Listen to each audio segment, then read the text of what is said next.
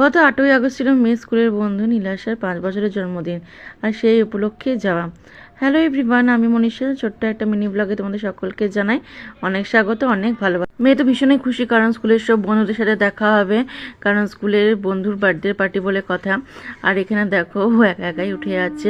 আমাদের মা মেয়েকে কেমন লাগছে অবশ্যই কিন্তু কমেন্ট করে জানিও। আর এই যে চলে এসেছে বার্থডে গার্লের পাশে বসে স্ন্যাক্স খেয়ে নিচ্ছিল, আর স্ন্যাক্সে ছিল প্রচুর আইটেম। বার্থডে ডেকোরেশনটাও করেছিল খুব সুন্দর বেলুন দিয়ে, এমনকি বার্থডে গার্লকে তো খুবই সুন্দর লাগছিল। দেখো আর একটা ফ্রেন্ডও চলে এসেছে, আয়ান্সের মা। আমরা দুজনেই এসেছিলাম, বাকিরা আরও আসছিল, রাস্তায় ছিল অন দ্য ওয়ে। নীলেশের বার্থডে ছিল ইভিনিংয়ে, আর সেই জন্যই আমরা চলে গিয়েছিলাম। আর বার্থডের স্টার্টার মেনুনে ছিল অনেক কিছু, ছিল চা, কফি, ছিল মজিটো, চিকেন কাবাব, প্রন পকোড়া, পনির বল, ছিল সুইট বেবিকর্ন, আর ছিল হচ্ছে মোমো। আর এখানে দেখো সব বন্ধুরা চলেও এসছে। এবার চলছে কেক কাটিংয়ের পালা। খুব সুন্দর করেছিল কেক ডেকোরেশনের জায়গাটাতেও। আর এখানে ছোট ছোট সব ফটো দিয়ে আজ ওদের ছোটোবেলার সাজিয়েছিল। আর সব স্কুলের বন্ধুরা দেখো লাইন দিয়ে একের পর এক দাঁড়িয়ে আছে, আর ওদেরই আনন্দ, কারণ ওদেরই বন্ধু বলে কথা। ওখানে নীলাশার দিদি তিয়াশা দুজনে মিলেই কেকটা কাটিং করছিল। নীলাশা দিদি তিয়াশা দুজনের অনারেই হচ্ছে বার্থডে পার্টিটা রেখেছিল, কারণ কিছুদিন আগে ওর দিদিরও জন্মদিন গেছিল তাই। আর এখানে দেখো সবাই হচ্ছে ছবি তুলে নিচ্ছিল। আমাদের ফ্রেন্ডসরা যারা গেছিল, আমরা বান্ধবীরা যারা গেছিলাম তাদেরই আর কি সব বড়রা মিলে ছবি তুলে নিচ্ছিল।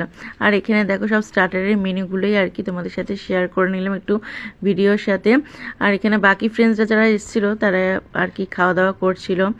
আমরা যেহেতু একটু আগে এসেছিলাম আমাদের করা হয়ে গিয়েছিল। আর এখানে দেখো সুমনা, বুলটি, তারপর শুভ্রনীলের মা ছিল হচ্ছে মুনমুন, এরা লাক্ষিতার মা, এরা সবাই এক জায়গায় বসে আর কি গল্পগুজব করছিলাম আমরা। আর বার্থডে গার্লের মা তো ব্যস্ত ছিল বাকি সব রিলেটিভসদের অ্যাটেন্ড করতে। বাকি বাচ্চারা তো ব্যস্ত ছিল সব বন্ধুদের পেয়ে খেলতে ব্যস্ত নিজেদের মতো। আর এখানে বুলটি কি বলছিল কে জানে, আর নিজে বলছে আর হেসে যাচ্ছে। আর এখানে ছিল আরভির বাবা মা আর আরভির ভাই।